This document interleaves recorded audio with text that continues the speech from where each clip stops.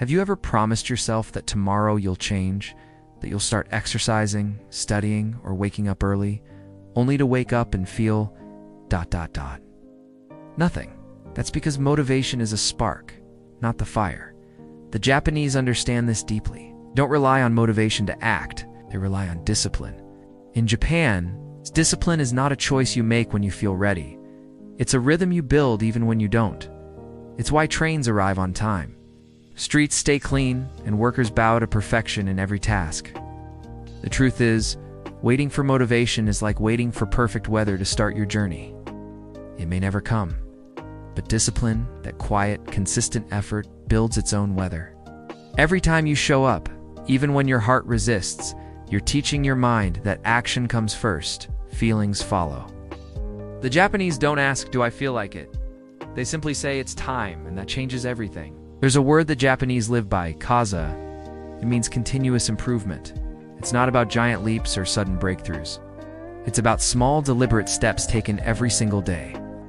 A Japanese craftsman may spend years perfecting how he holds a brush or sharpens a knife, not because he seeks perfection, but because the act of improvement itself is sacred.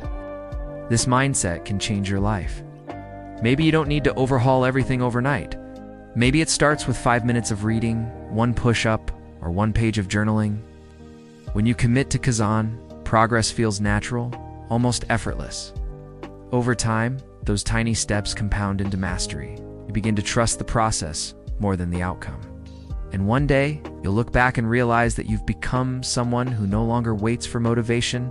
You've become someone who moves forward, quietly but powerfully, every single day. In Japan, there's a beautiful word for master craftsman, Shokunin. But being a Shokunin isn't just about skill. It's about spirit. It means finding honor in what you do, even if no one's watching. The sushi chef who polishes his knife after every cut, the janitor who bows to his freshly cleaned hallway, they remind us that greatness doesn't come from grand gestures. It's built through humble repetition done with heart. This spirit teaches us something profound. Your work, no matter how simple, is a reflection of your soul. When you approach your daily life with pride and care, even the smallest act becomes art. Maybe it's how you write an email, wash a dish, or greet a friend.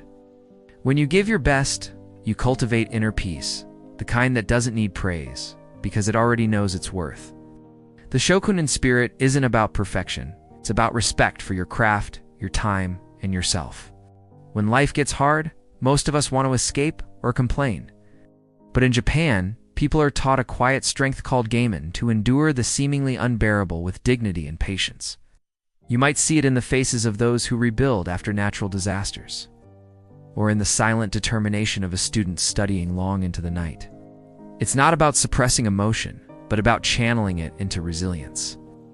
Gaman reminds us that struggle is not the enemy, it's the sculptor. Every time we hold on a little longer, stay calm a little deeper, or keep faith a little stronger, we grow. Life will always test you, but how you respond defines who you become.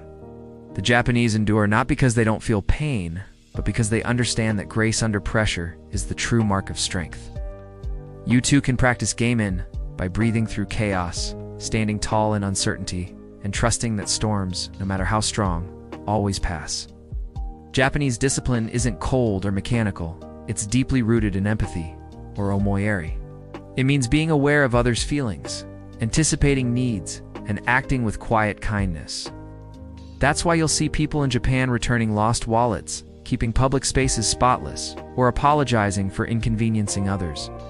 It's not about rules, it's about respect. When we practice Omoiyari, we realize that discipline isn't just about personal success, it's about harmony.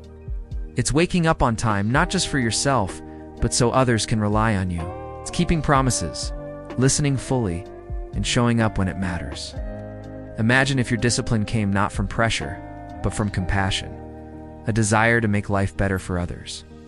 That's the secret heartbeat of Japanese discipline. It's love, disguised as order. At first, discipline feels like a cage, a list of rules, a weight on your shoulders.